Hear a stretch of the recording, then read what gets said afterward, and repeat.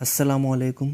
آج کی اس ویڈیو میں ہم بات کریں گے کہ ایک بار جب آگ کی زد میں آ کر خانہ کعبہ کی دیوار گر گئی اور اس کی تعمیر کے دوران مکہ کے سبھی قبیلے آپس میں لڑنے لگے اور ایک دوسرے کے خون کے پیاسے ہو گئے، اس وقت کس طرح حضور صلی اللہ علیہ وسلم نے ان کی رہنمائی فرمائی اور بنا کسی جھگڑے کے امن کے ساتھ خانہ کعبہ کی دیوار کو تعمیر کروایا۔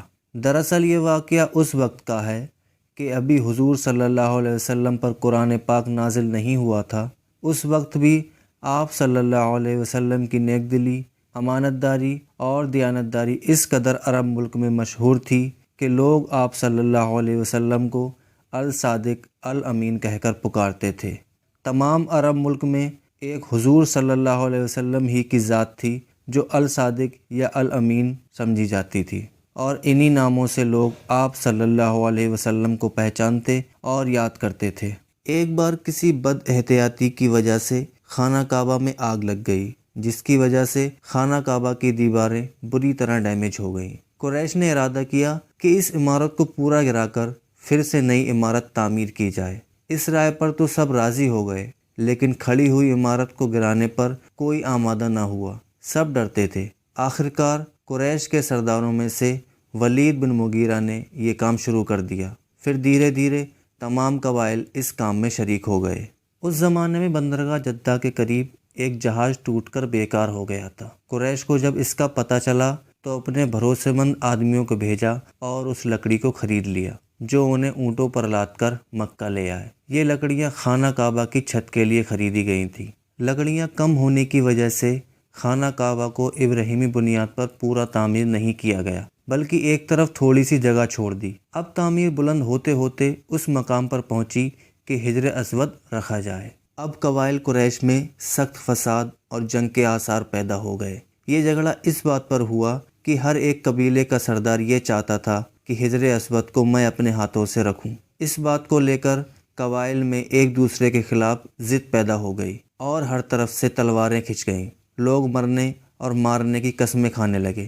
اس جھگڑے کی وجہ سے 5 دن تک تعمیر کا کام بند رہا۔ آخرکار قریش کے قبائل خانہ کعبہ میں جمع ہوئے اور ایک مجلس منعقد کی گئی۔ اس مجلس میں ایک شخص نے مشورہ دیا کہ اب جو شخص سب سے پہلے خانہ کعبہ میں داخل ہوتا ہوا نظر آئے، اسی کے حکم کو آخری فیصلہ مانا جائے۔ وہ جو فیصلہ کرے سب اس پر رضامند ہو جائیں۔ لوگوں نے نظریں اٹھا کر جو دیکھا تو نبی پاک صلی اللہ علیہ وسلم خانہ کعبہ میں داخل ہو رہے تھے۔ حضور صلی اللہ علیہ وسلم کو سب الامین الامین پکارنے لگے اور کہا کہ آپ صلی اللہ علیہ وسلم جو فیصلہ کریں گے ہمیں وہ منظور ہوگا۔ جب حضور صلی اللہ علیہ وسلم اس مجلس میں داخل ہوئے تو سب نے آپ صلی اللہ علیہ وسلم کی طرف رجوع کیا اور کہا کہ آپ جس کے حق میں چاہیں فیصلہ کر دیں، ہم آپ کے فیصلے پر رضامند ہیں۔ ذرا سوچئے اور غور کریے کہ جس عزت اور شرف کو ہر قبیلہ حاصل کرنا چاہتا تھا اور اس کے لیے مرنے اور مارنے کی قسمیں کھا چکے تھے، وہ سب کے سب اس عزت اور شرف کے معاملے کو نبی پاک صلی اللہ علیہ وسلم کے سپرد کرنے پر مطمئن تھے، جو اس بات کی دلیل ہے کہ حضور صلی اللہ علیہ وسلم کی دیانت اور منصب مزاجی، اس پر سب ایمان لائے ہوئے تھے۔ حضور صلی اللہ علیہ وسلم نے اس معاملے کو سنا اور اسی وقت ذرا سی دیر میں جھگڑے کو ختم کر دیا،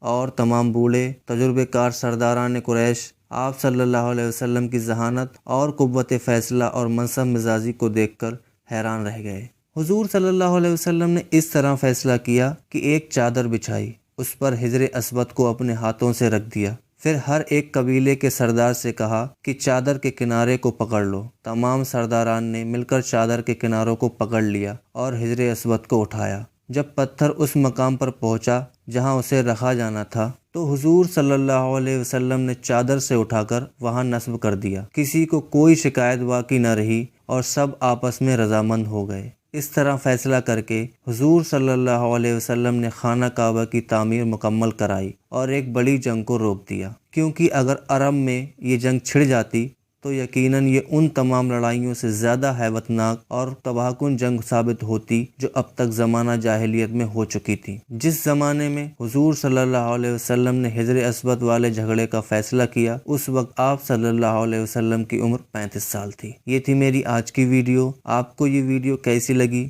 مجھے کمنٹ سیکشن میں ضرور بتائیں۔ ملتے ہیں اگلی ویڈیو میں۔ اللہ حافظ۔